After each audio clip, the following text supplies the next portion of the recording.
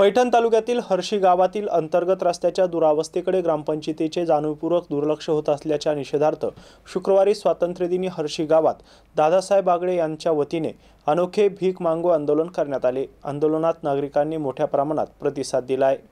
मागील 2 वर्षांपासून वारंवार पाठपुरावा केला, मात्र ग्रामपंचायतकडून वारंवार पैसे उपलब्ध नसल्याचे कारण पुढे करून रस्त्याच्या दुरुस्तीकडे डोळेझाक करत असल्याचा आरोप ग्रामस्थ करत आहे। शेवटी संतप्त गावकऱ्यांनी स्वातंत्र्यदिनी प्रशासनाचे लक्ष वेधण्यासाठी ग्रामस्थांना या आंदोलनाचा मार्ग स्वीकारला, असं दादासाहेब बागडे यांनी सांगितलंय। या आंदोलनातून जमा झालेली 913 रुपये रक्कम थेट ग्रामपंचायतला देण्यात आली असून त्याची अधिकृत पावतीही ग्रामस्थांनी घेतली आहे। आंदोलनाचे नेतृत्व दादासाहेब अंकुशराव आगळे यांनी केले, तर किसन नगरसह हर्शीतील अनेक ग्रामस्थ यावेळी उपस्थित होते। गावातील खड्डेमय रस्त्याची लवकरात लवकर दुरुस्ती न झाल्यास आगामी काळात आणखी तीव्र आंदोलन उभारले जाईल, असा इशारा यावेळी ग्रामस्थांनी दिला आहे। गौतम बनकर, एमसी न्यूज, पैठण, छत्रपती संभाजीनगर।